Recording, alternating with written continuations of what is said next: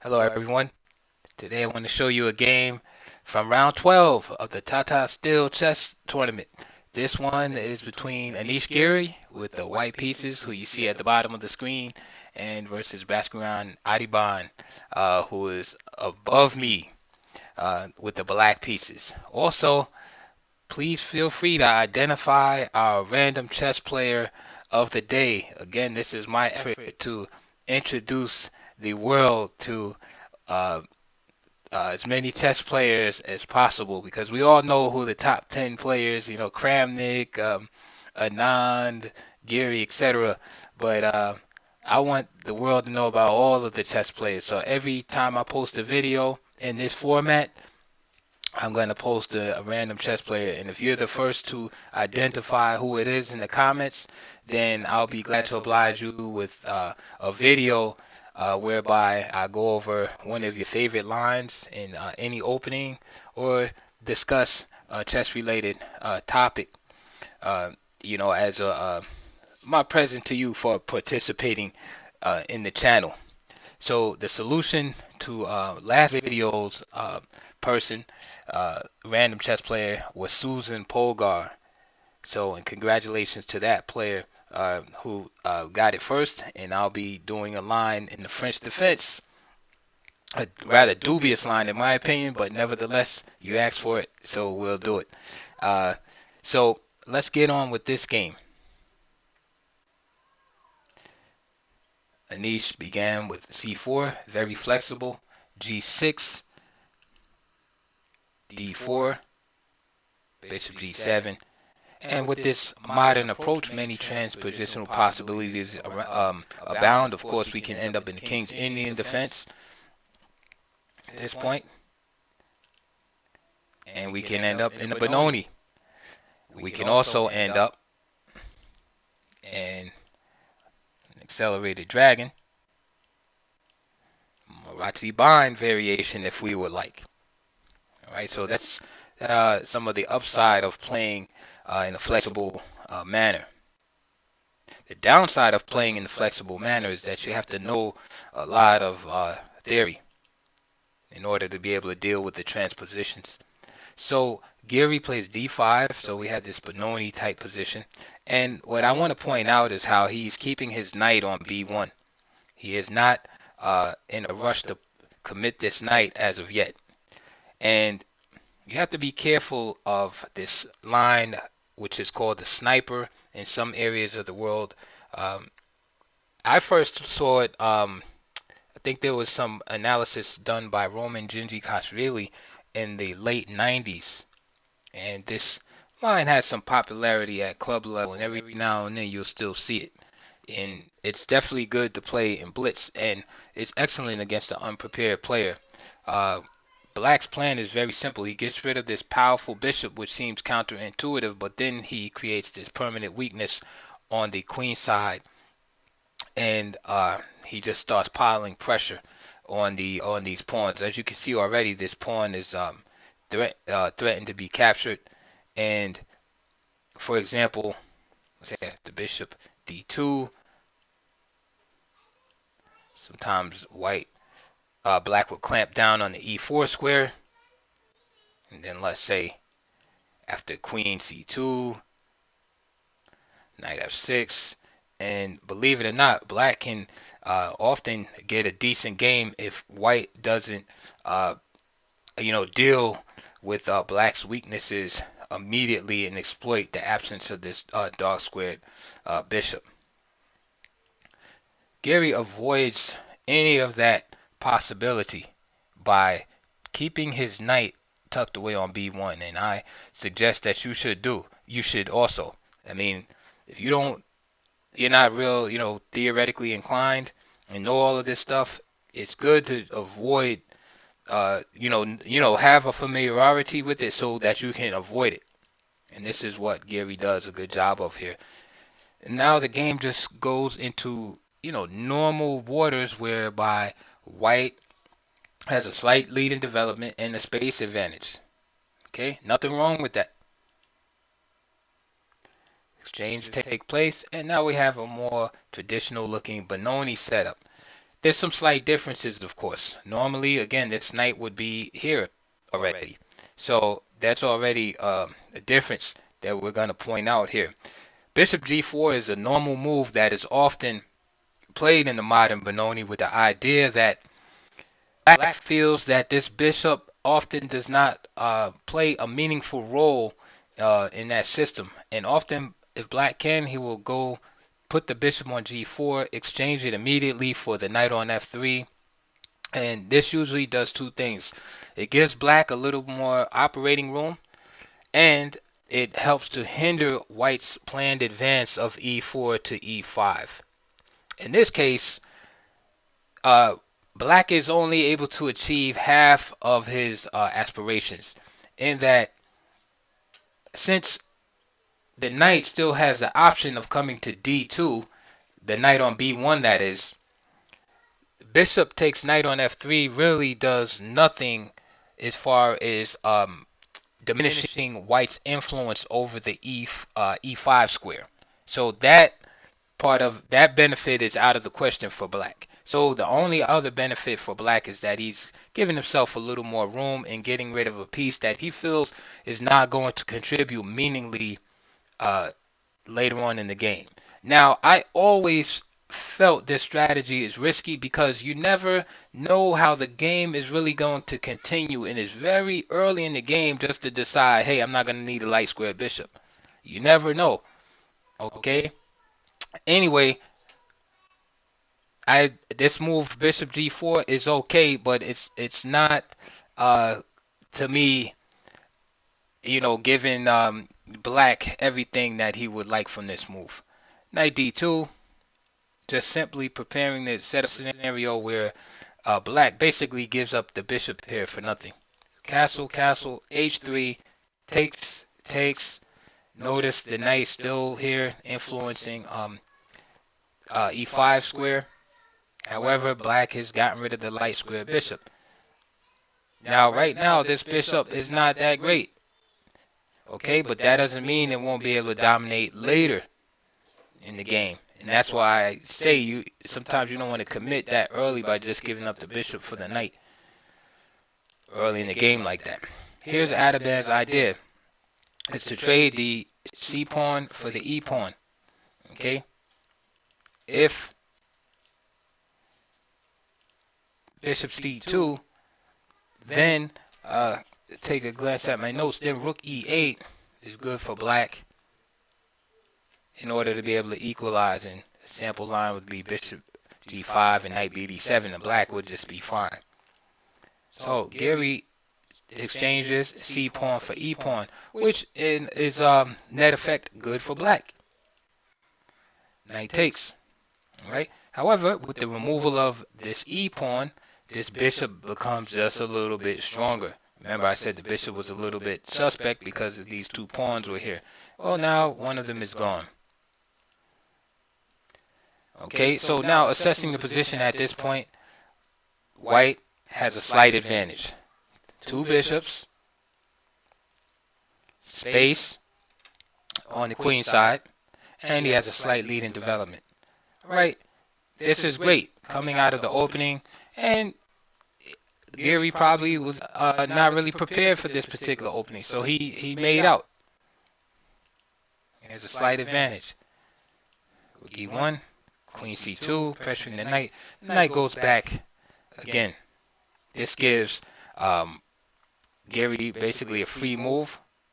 So he takes, and now the knight has to move again. If queen takes, then Giri develops the bishop to f4 with tempi.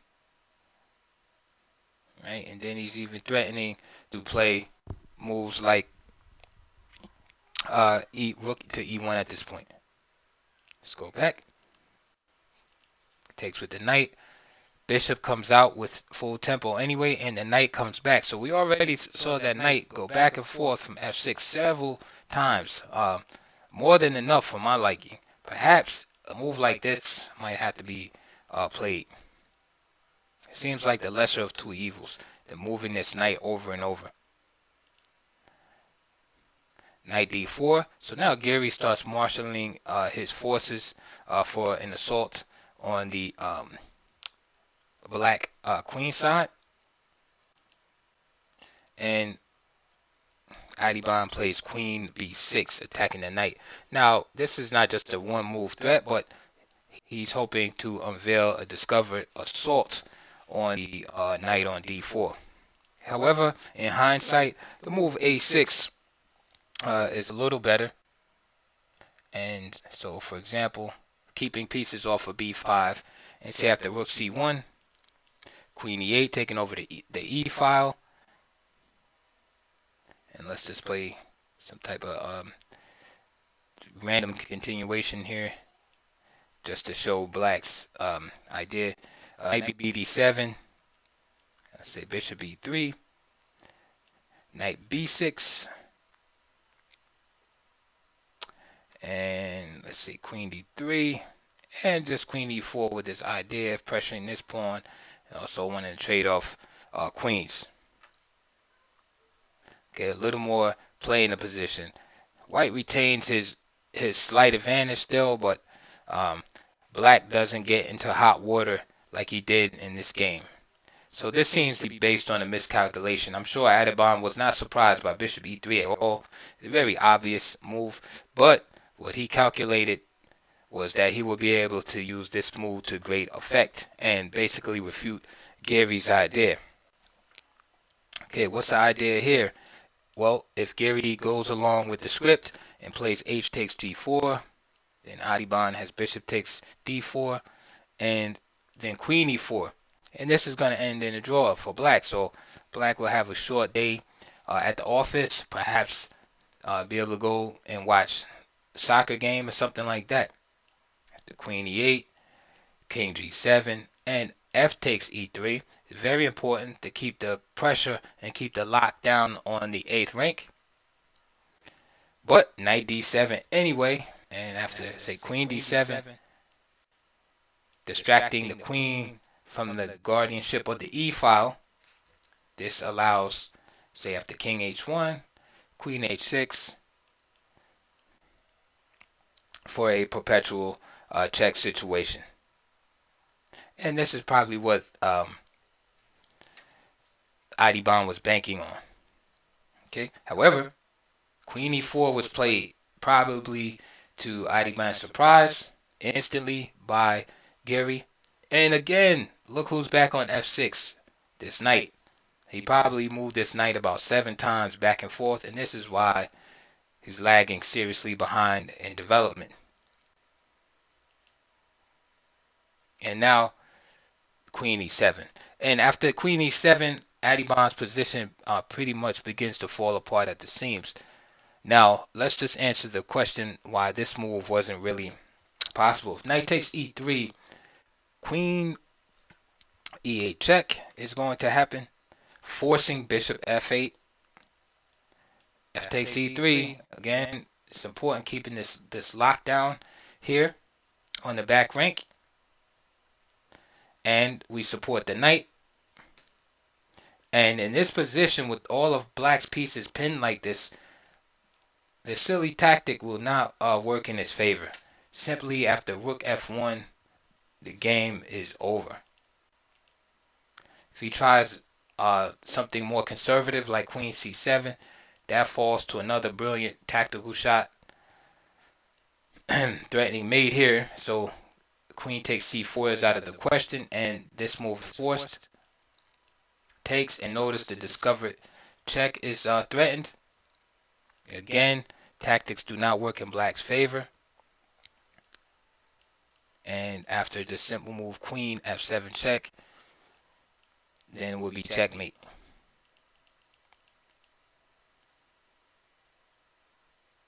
Therefore, after d takes e6, queen e7 is forced.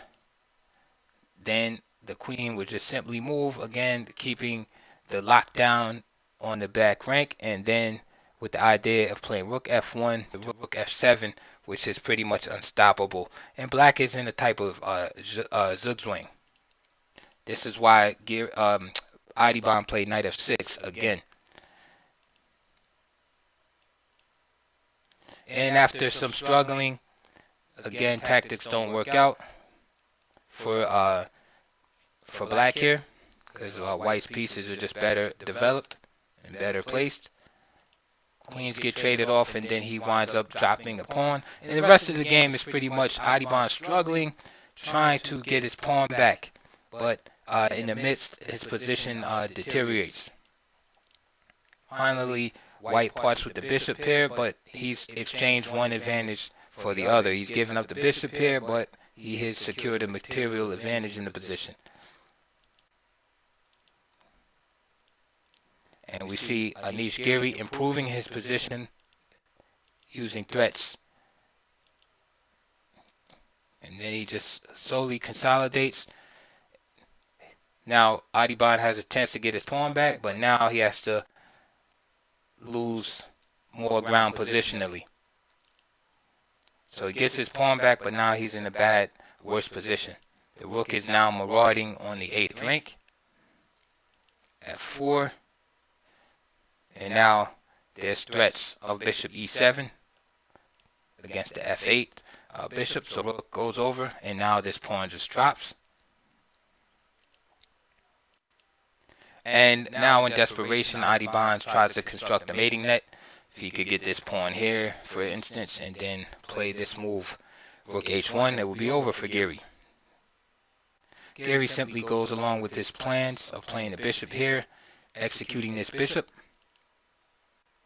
And there it is. Of course, Giri sees that and just plays g4. Now he has an escape square, and he can continue on with his evil deeds against Adhiban. Knight d3. He cannot capture because he will be walking into a mating net after rook takes f7. And there's really no stopping the move g5 without loss of material. For instance, rook here, for instance, king g2, and then all black can do is maybe give up his knight or something like that.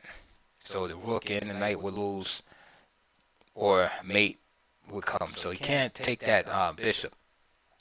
Knight there, rook takes, same scenario, can't take the bishop because of g5 check, king h5, and then rook to h7, checkmate.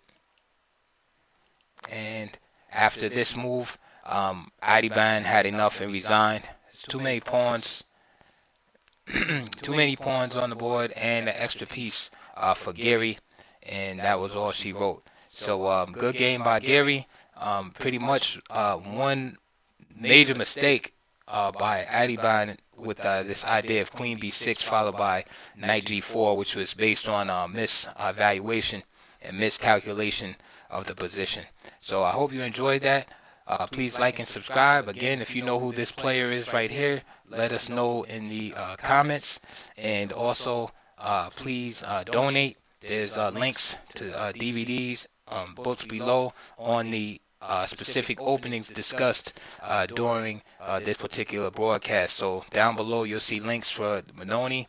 You'll see links for the sniper or the Genji Kashvili variation, and also the modern defense, and also the English opening. Okay, so I will see you guys on the next video.